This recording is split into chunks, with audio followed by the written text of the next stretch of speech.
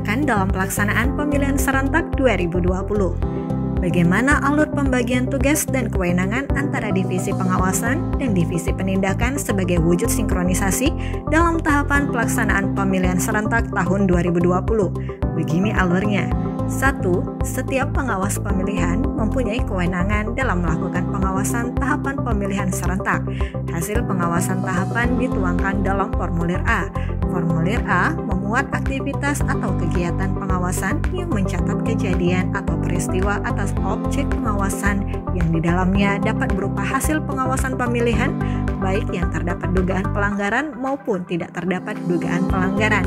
Meskipun tidak ada dugaan pelanggaran, formulir A tetap diisi oleh pengawas pemilihan. Kenapa? Karena formulir A pada dasarnya adalah catatan aktivitas pengawasan aktif secara terprogram dalam setiap tahapan yang menunjukkan kinerja pengawas.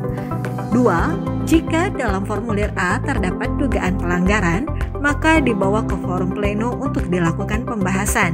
Rapat pleno adalah kegiatan melakukan pembahasan terhadap laporan hasil pengawasan dari formulir A.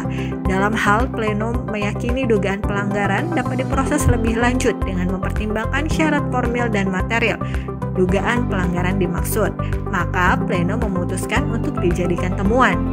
3. Jika forum pleno memutuskan menjadi temuan, maka hasil pengawasan akan dituangkan dalam formulir A2 untuk selanjutnya diproses oleh divisi penindakan melalui mekanisme perbawaslu tentang penanganan pelanggaran.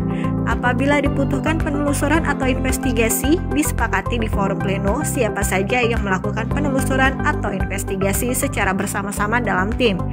Jika dalam investigasi didapatkan dugaan pelanggaran baru, maka dituliskan kembali dalam formulir A secara lebih lengkap. 4. Forum pleno dapat juga mengeluarkan saran perbaikan terhadap dugaan pelanggaran yang memerlukan penyelesaian cepat. Sebagai contoh, kesaksian pengawas pemilihan ketika mengetahui ada pendukung calon perseorangan yang menyatakan tidak mendukung tetapi tidak menandatangani surat pernyataan dalam tahapan verifikasi faktual, alur yang dilakukan oleh pengawas pemilihan adalah A. Menuangkannya dalam formulir A, B. Diputuskan dalam forum pleno oleh pengawas kecamatan, C. Dituangkan dalam saran perbaikan ke panitia pemilihan kecamatan, D. Saran perbaikan dilaksanakan maksimal 3 kali 24 jam sejak diketahui, dan E. Saran perbaikan dilampirkan bukti-bukti pendukung.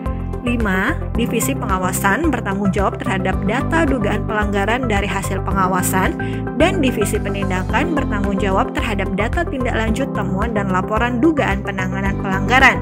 Pembagian tanggung jawab ini untuk meningkatkan konsolidasi data antara divisi pengawasan dan divisi penindakan.